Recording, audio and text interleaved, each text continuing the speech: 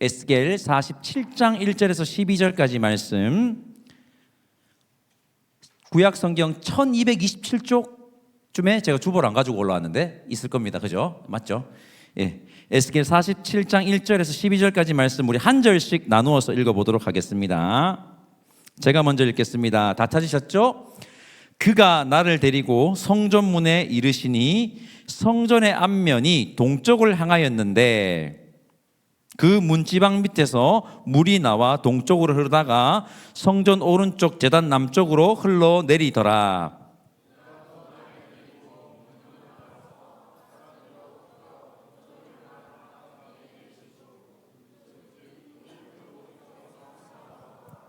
그 사람이 손에 줄을 잡고 동쪽으로 나가며 천척을 측량한 후에 내게 그 물을 건너게 하시니 물이 발목에 오르더니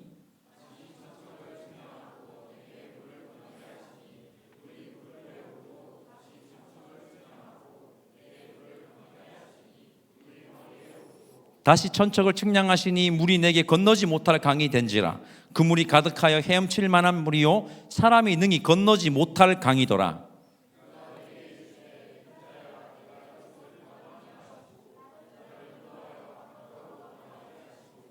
내가 돌아가니 강 좌우편에 나무가 심이 많더라.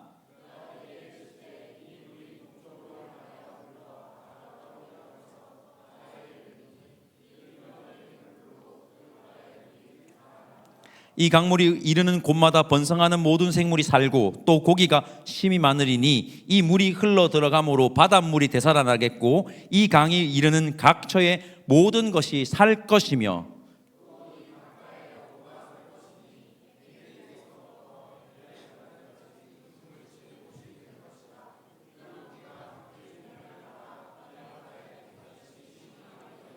그 진벌과 갯벌은 되살아나지 못하고 소금 땅이 될 것이며 강 좌우가에는 각종 먹을 가실나무가 자라서 그 잎이 시들지 아니하며 열매가 끊이지 아니하고 달마다 새 열매를 맺으리니 그 물이 성소를 통하여 나옴이라. 그 열매는 먹을 만하고 그 잎사귀는 약재료가 되리라. 아멘.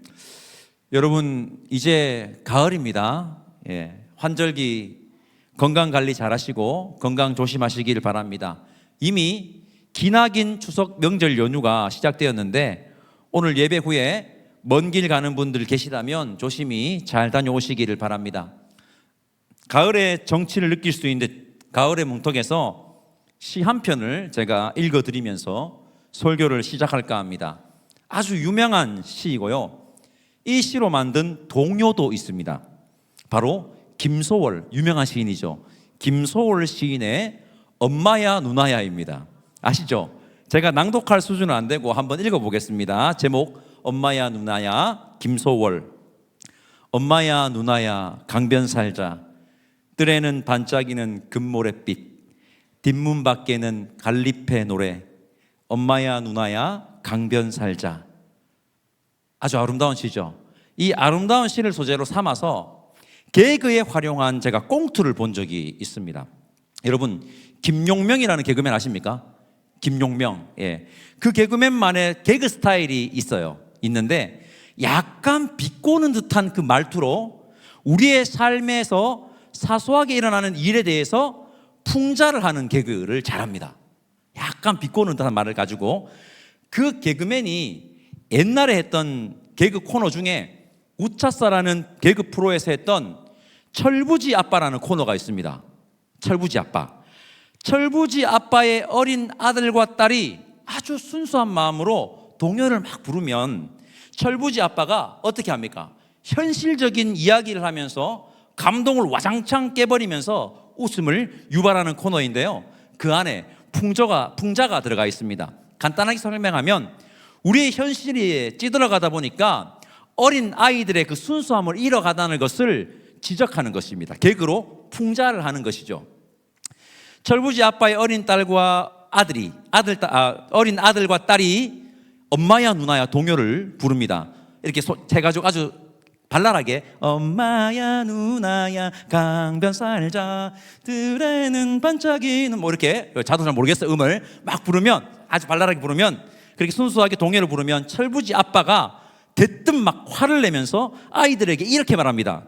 너희들 정신이 있니 없니? 뭐 강변 살자? 뭐 강변을 살아? 강변 근처 아파트가 얼마인 줄 아니? 너희들 아빠 등골 휘는 거 보고 싶니? 가능한 걸 이야기해야지. 요 김용명 쪽으로 해야 되는데 잘 안 되네요. 가능한 걸 이야기해야지. 누가 강변 살자 그랬어? 누가 강변 살자 그랬어? 이렇게 얘기합니다. 그렇게 해서 감동을 와장창 깨워버리죠. 빨리 말해! 뭐 이런 식의 개그입니다. 강변에 있는 리버뷰 아파트, 우리 포항은 여길 때 아파트가 보이는 오션뷰 아파트가 아마 가격이 비쌀 겁니다. 특히 한강이 바라보이는 그 아파트를 가려 그러면 엄청나게 비싸겠죠. 그런 아파트를 살기를 바라고 그런 아파트에 사는 사람들을 부러워하는 것이 우리의 현실이죠. 그것을 풍자하는 겁니다. 그 개그에서. 오늘 함께 살펴볼 하나님의 말씀은 에스겔서입니다. 에스겔서는요, 강변에서 이야기가 시작되고요, 강변 이야기로 끝이 납니다. 오늘 본문에 강변 이야기가 등장을 하죠. 같이 읽어보셨잖아요. 에스겔 1장 1절 말씀입니다. 30째 해 넷째 달 초닷새에 그가 그발 강가 사로잡힌 자 중에 있을 때에 하늘이 열리며 하나님의 모습이 내게 보이니. 아멘. 그발 강가에서 에스겔서의 이야기가 시작된다는 것을 확인할 수가 있습니다. 에스겔 예언자, 그가 어떤 예언자인지 우리 먼저 함께 잠시 알아봅시다. 잠시 예고하겠습니다. 제가 이렇게 선포해야 제가 준비하고 시작할 것 같아가지고 제가 딱 예고를 합니다. 내년 청년부 예배 때 예언서 이사야부터 말라기까지 예언서 전체를 한번 시리즈로 각 권을 제가 설교를 작성해가지고 여러분들과 함께 말씀을 나눠보려고 합니다. 기대해 주시고, 이 예언서 시리즈 설교 때도 다시 한번 말씀드리겠지만 오늘은 맛보기로 에스겔에 대해서 한번 알아보겠습니다. 이번에는 에스겔 1장 1절에서 3절까지 말씀을 제가 한번 읽어볼게요. 30째 해 넷째 달 초닷새에 내가 그발 강가 사로잡힌 자 중에 있을 때에 하늘이 열리며 하나님의 모습이 내게 보이니 요야긴 왕이 사로잡힌 지 5년 그달 초닷새라. 갈대아 땅 그발 강가에서 여호와의 말씀이 부시의 아들 제사장 나 에스겔에게 특별히 임하고 여호와의 권능이 내 위에 있으니라. 아멘. 에스겔서 1장 1절에서 3절 안에 에스겔에 대한 정보가 엄청나게 많이 들어가 있습니다. 에스겔은 지금 바벨론 포로로 잡혀가서 그발 강가에 거주하고 있습니다. 살고 있습니다. 그리고 그가 요야긴 왕이 사로잡힌 지 5년째 되는 해에 하나님에게 소명을 받았고 그는 부시의 아들 제사장 가문입니다. 남유다는 주전 586년 당시 강대국이었던 바벨론에 의해서 멸망당합니다. 그렇게 수많은 남유다의 백성들은 포로로 사막 한가운데 세워진 어마어마한 도시 바벨론으로 끌려갑니다. 바벨론은 주전 586년에 남유다를 완전히 점령하기 전부터 남유다의 사람들을 야금야금 포로로 끌고 갔습니다. 바벨론이 1차로 남유다 백성들을 포로로 끌고 간 해가요, 주전 605년입니다. 이때 포로로 끌려간 사람 중에 정말 유명한 사람이 있습니다. 누군지 아십니까? 다니엘입니다. 이때 다니엘을 끌고 갑니다. 바벨론이 2차로 남유다 백성들을 포로로 끌고 간 해는 주전 598년입니다. 이때 포로로 끌려간 사람의 이름이 오늘 에스겔서 제가 아까 읽어드렸던 1장에서 3절에 1장 1절에서 3절에 두 명이 등장하는데 누굽니까? 여호야긴 왕입니다. 남유다의 왕. 그리고 바로 예언자 에스겔입니다. 그렇게 에스겔은 바벨론에 포로로 잡혀가서 거기서 생활하던 중에 포로로 끌려간 지 5년째 되는 해 주전 594년에 하나님에게 소명을 받습니다. 즉 에스겔은 포로로 잡혀간 바벨론에서 사명을 받고 바벨론 포로지에서 활동을 한 예언자라는 말입니다. 에스겔은 어떻게 지냈을까요? 에스겔이 어떻게 지냈는지 추측할 수 있는 부분이 있는데 바로 에스겔이 그발 강가에 사로잡혀 갔다는 겁니다. 그발 강가에. 여러분, 바벨론, 신바벨로니아 수도가 바벨론입니다. 이 바벨론은요, 사막 한가운데 있는 인구 15만 명의 어마어마한 도시입니다. 주전 6세기에 여러분 인구가 15만 명이었다는 것은요 어마어마한 대도시였다는 겁니다. 제가 한번 소개했죠. EBS에서 방영됐던 다큐 프라임이라는 프로그램에서 위대한 바벨론이라는 다큐 프로그램이 방영을 했었습니다. 한번 보신 분 있습니까? 한번 보십시오. 진짜 괜찮은 프로그램입니다. 유튜브에 위대한 바벨론이라고 치면 영상들이 나옵니다. 4부작으로. 여러분, 사막 한가운데 도시가 번성하려면 15만 명의 인구가 살 도시로 확장해서 번성하려면 반드시 해결해야 되는 것이 있습니다. 무엇일까요? 인간이 살아가는데 없어서는 안 되는 것이죠. 바로 물입니다. 물을 해결해야 되죠. 사막에는 물이 없잖아요. 바벨론이라는 도시는 사막 한가운데서 뭐를 해결했습니까? 물을 해결해 버렸습니다. 어떻게 해결했을까요? 그렇죠. 바벨론은 운하를 뚫어가지고 유프라테스 강물을 사막 한가운데로 끌고 와 버립니다. 그 옛날에 사막 한가운데 인공강을 흐르게 한 겁니다. 도시를 중심으로 쫙 지나가게. 그리고 상성들, 무역선들이 유프라테스 강에 뚫는 유프라테스 강에서 뚫은 이 운하를 통해서 사막 한가운데 있는 바벨론 도시까지 들어오는 겁니다. 위대한 바벨론 거기서 나옵니다. 다큐 프라임. 말 그대로 대박이죠. 여러분, 그 운하를 누가 만들까요? 바로 식민국가에서 잡아온 포로들을 강제징용하여서 운하를 건설하는 노동 현장에 투입하는 겁니다. 우리나라 역시 일제강점기라는 아픈 시간을 보냈습니다.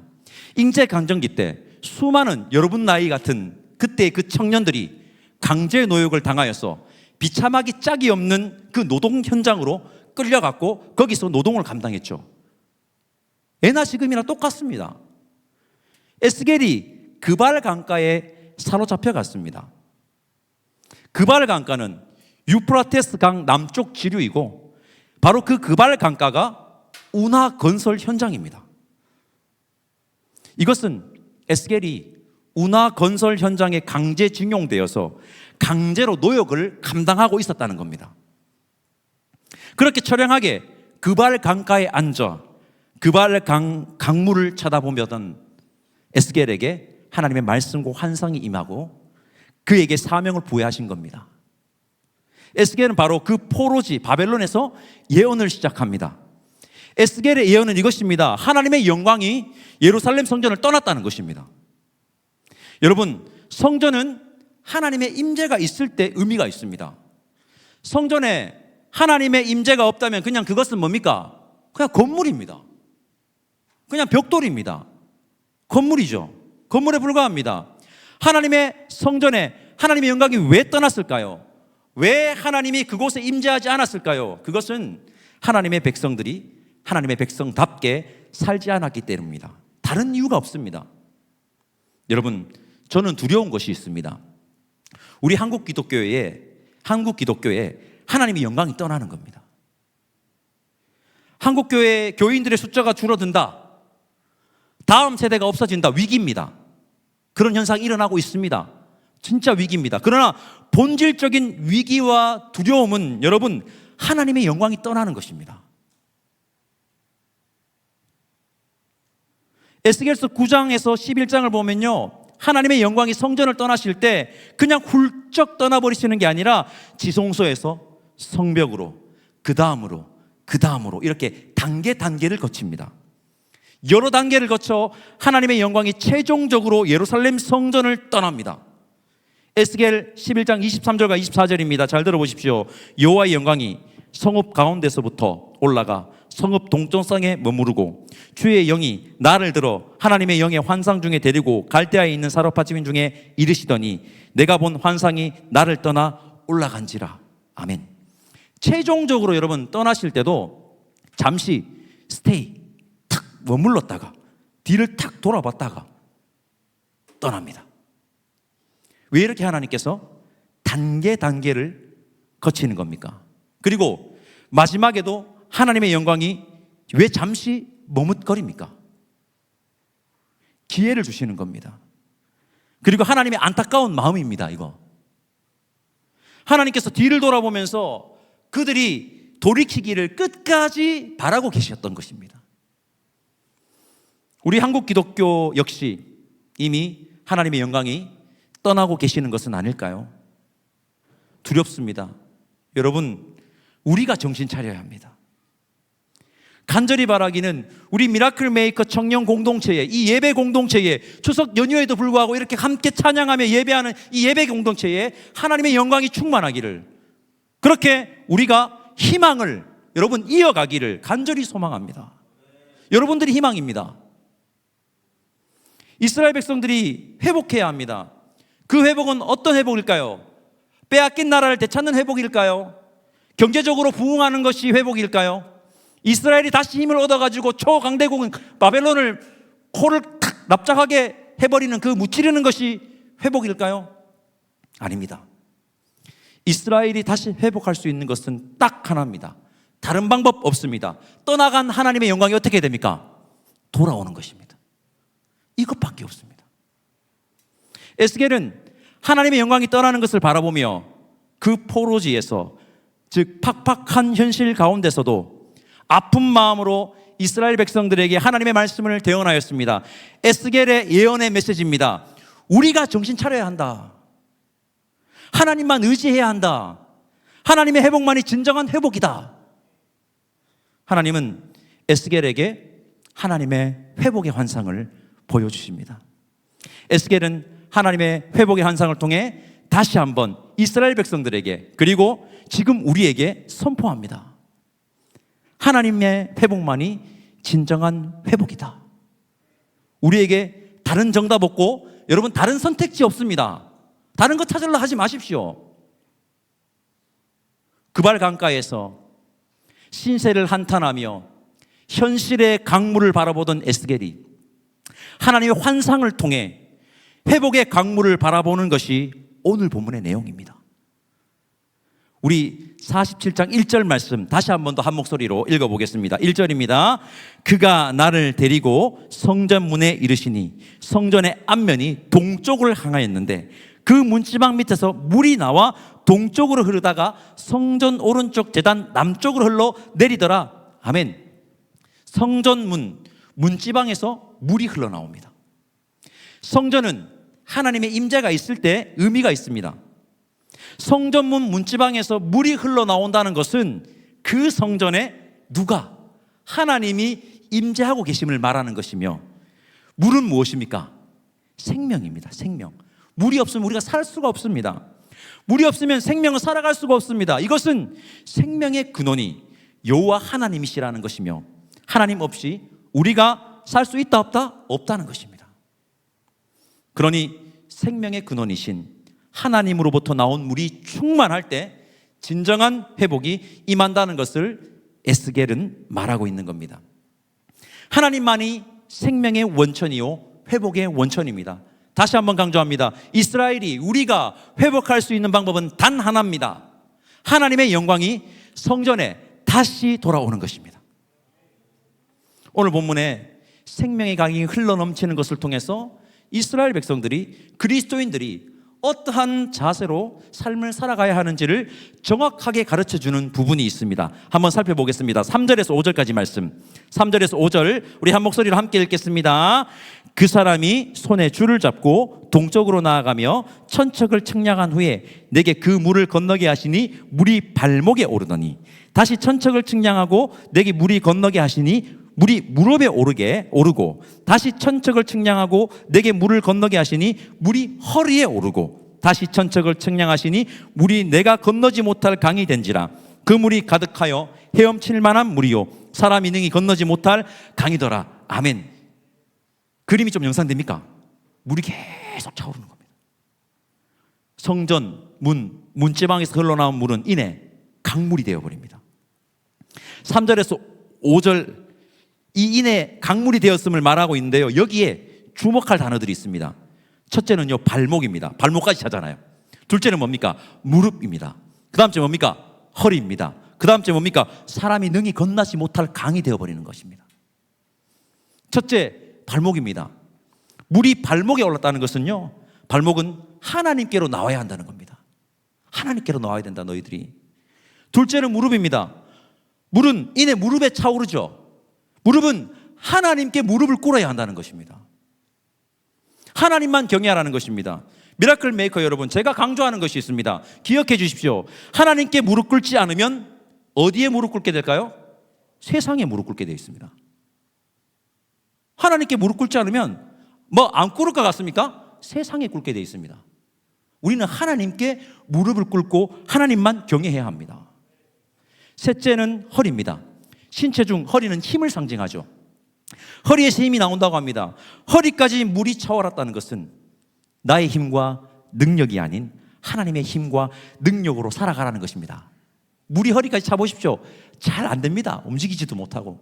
하나님께 맡기라는 겁니다.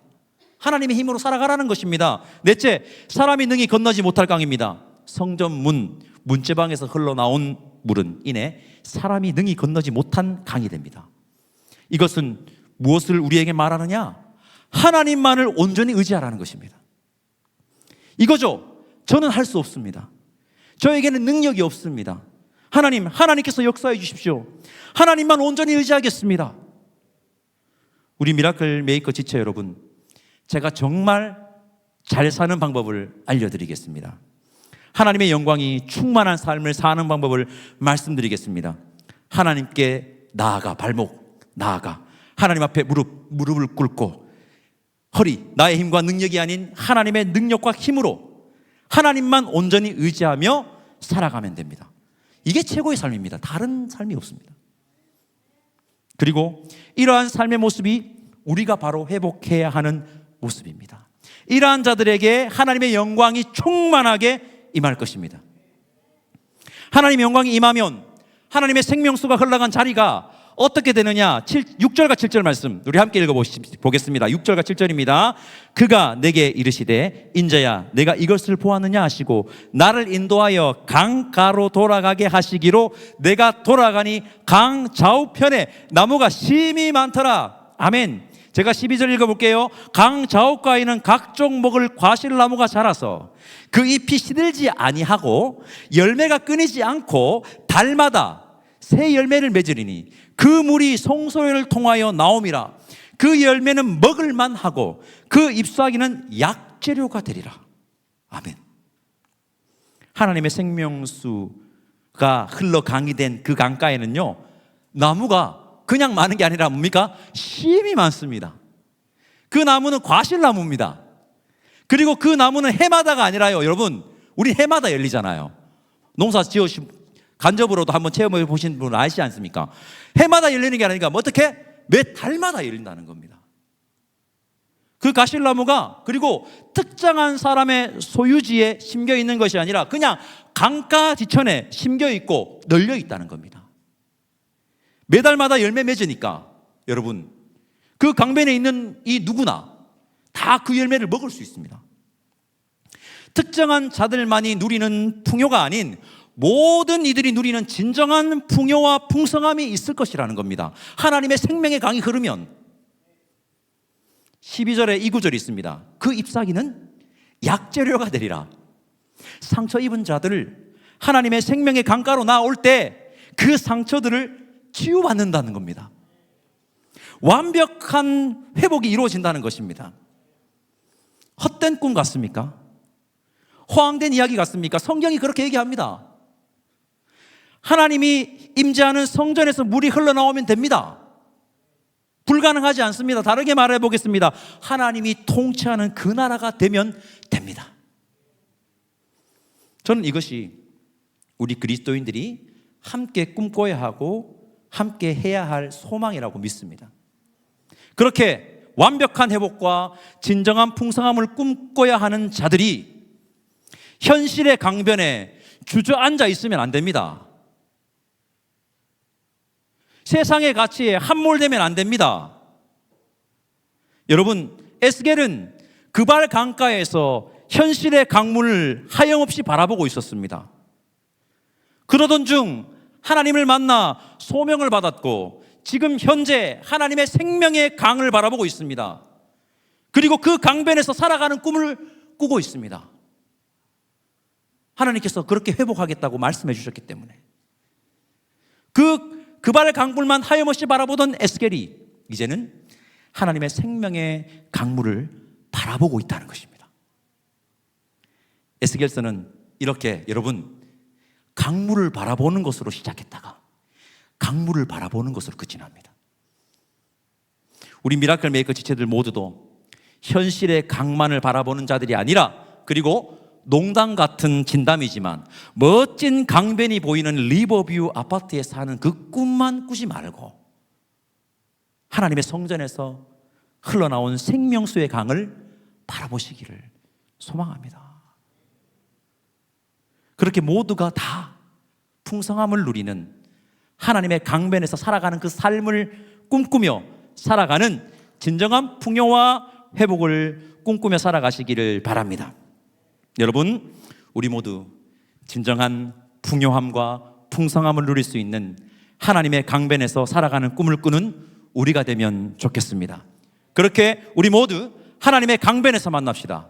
그렇게 우리 강변 살자. 그 강변에서 우리 함께 삽시다. 현실의 아픔이 서려 있는 그발 강가 강변 말고 리버뷰가 멋지게 펼쳐진 한강이 바라보이는 강변에 지어진 그 어마어마한 금액의 그 아파트 말고 그 뭐 짊어지고 갈 겁니까? 하나님의 생명수가, 아멘 안 나오네요. 하나님의 생명수가 흘러가는 그 강변, 그 생명의 강변에 함께 살아가는 우리 모두가 되기를 간절히 소망합니다. 미라클 메이커 여러분, 우리 하나님의 생명수가 흘러가는 강변 삽시다. 기도하겠습니다. 하나님 감사합니다. 오늘도 이렇게